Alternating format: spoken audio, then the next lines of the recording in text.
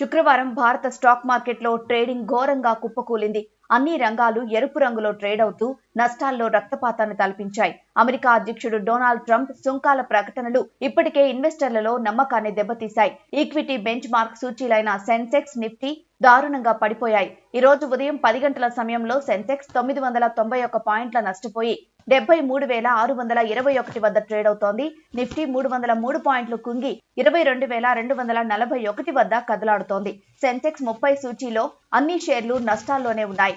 HDFC bank, ITC, Reliance Industries, ICICI bank, ITC, HUL, Axis bank, Adani ports, Asian Paints, UltraTech cement, Nestle India, power grid corporation, L and T, Sun Pharma, SBI, Bajaj Finserv షేర్లు ప్రధానంగా నష్టాల్లో trade అవుతున్నాయి. అంతర్జాతీయ మార్కెట్లో Brent crude barrel $73.68 వద్ద trade అవుతోంది. బంగారం ounce $2,880.60 వద్ద కదులుతోంది. డాలర్తో రూపాయి మారకం విలువ 87.33 వద్ద కొనసాగుతోంది.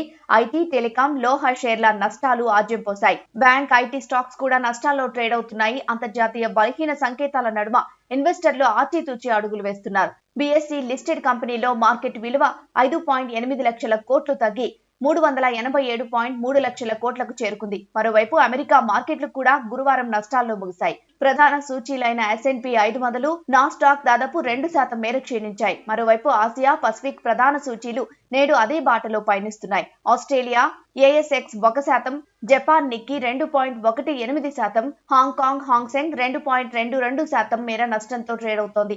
అటు షాంఘై మాత్రం ఫ్లాట్ గా కదలాడుతోంది. ఫ్రంట్ లైన్ సూచీల కంటే స్టాక్ మార్కెట్లలో అమ్మకాల ఒత్తిడి ఎక్కువగా ఉండడంతో నేడు అన్ని విభాగాల్లోనూ అమ్మకాలు పెరిగాయి. శుక్రవారం ఉదయం సెషన్ లో బీఎస్ఈ స్మాల్ క్యాప్ ఇండెక్స్ 2% పైగా, బీఎస్ఈ మిడ్ క్యాప్ ఇండెక్స్ 2% పైగా నష్టపోయాయి. Patanjali foods, Granules India, Aditya Birla real estate, Deepak fertilisers, Redington తదితర కంపెనీలు టాప్ లూజర్స్ గా నిలిచాయి.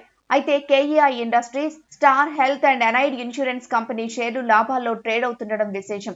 రియల్ ఎస్టేట్ రంగం స్తబ్దుగా ఉండడంతో చాలా మంది షేర్స్ లో తమ పెట్టుబడులు పెట్టారు. అయితే ఒక్కసారిగా మార్కెట్ క్రాష్ అవ్వడం వారిని ఆందోళనకు గురిచేసింది. ఎందుకు భారత షేర్ మార్కెట్ ఇంతలా పడిపోయింది అంటే స్టాక్ మార్కెట్ నిపుణుల అభిప్రాయం ప్రకారం భారత స్టాక్ మార్కెట్ ఈ 5 కీలకమైన కారణాల వల్ల పడిపోతుంది.